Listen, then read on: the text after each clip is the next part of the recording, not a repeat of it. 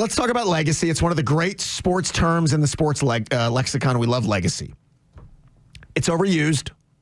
A lot of times we talk about a player's legacy and their legacy game and their legacy moment. Did Jordan hurt his legacy by playing with Washington? Legacy. You stay right. We love that one. You stay too long. Well, I think in this case, we're going to get a legacy game. I think Gunnar Stockton and Haynes King are going to have a legacy game. On Black Friday, when Georgia and Georgia Tech play, you're talking about two of the best quarterbacks in America. You're talking about two of the hottest quarterbacks in America. I saw this number at PFF. These are the top-rated college football quarterbacks over the last 5 weeks of the season, which you get to this point in the year, you want to be playing well. Julian Sainz, the top-rated quarterback in that stretch with a 94 quarterback rating.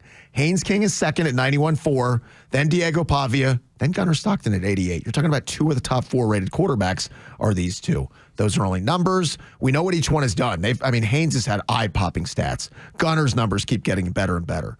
There are not many years I can give you a quarterback matchup for Georgia and Georgia Tech where both guys are just eye-popping, big-time achievers.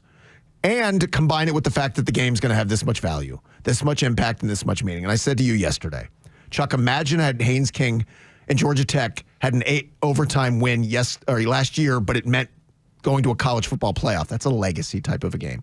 Now, that's 1 in a million. You're not going to play another 8 overtime game, but whoever wins this game they'll win their first Governor's Cup, but it'll also come at the expense of the other team when you have a chance to knock them out of a national championship playoff race.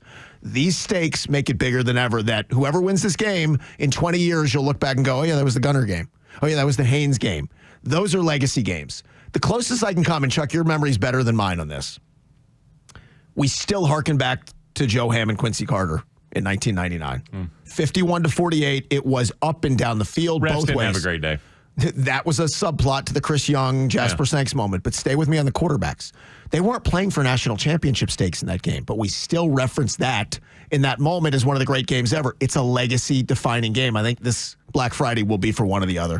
I agree with that. Clayton Powell-Lee, defensive back. That's Gary Lee's kid. Oh. And Matt I know what Matt just thought of. Gary Lee returning the kick out of the fog. Sure. That was 40 years ago. Yep.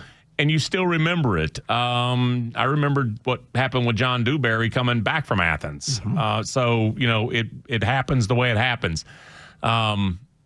You become a legacy player by this type of huge play, and it can go either way. I was standing on the Georgia sideline next to Tony Barnhart because we were behind everybody in Athens. You can't see the field during the game. So we were all watching on the video board, and something went whizzing past my right ear.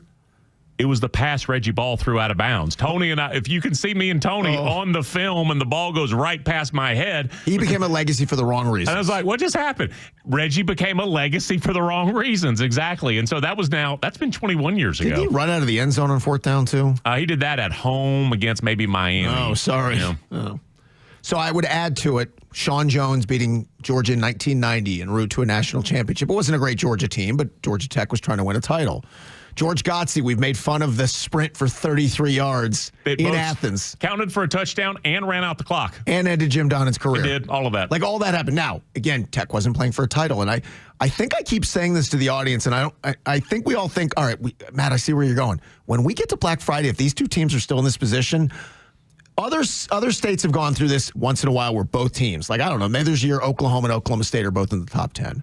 Maybe there's a year, not that they're in the same state, where Michigan and Ohio State are playing an elimination game with 2 top 5s, whatever.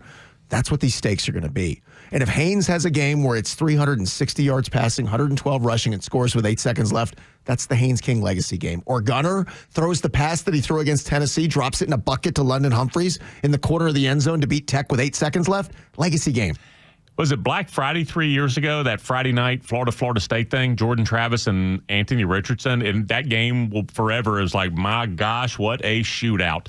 And that was just 3 years ago, and you already know that game's going in. You already know that those two guys, that's what's up for grabs here. Yep. And either one of those guys is good enough to tilt the game in his team's favor. I mean, my gosh, Haynes King, you score 5 touchdowns in a game, which he's done this year. You go for 500 yards in a game, which he's done this year. You can absolutely tilt that game to Georgia Tech. Gunnar, yeah, not running the ball quite as much, but throwing the ball, absolutely you could. It'll be fascinating top to bottom.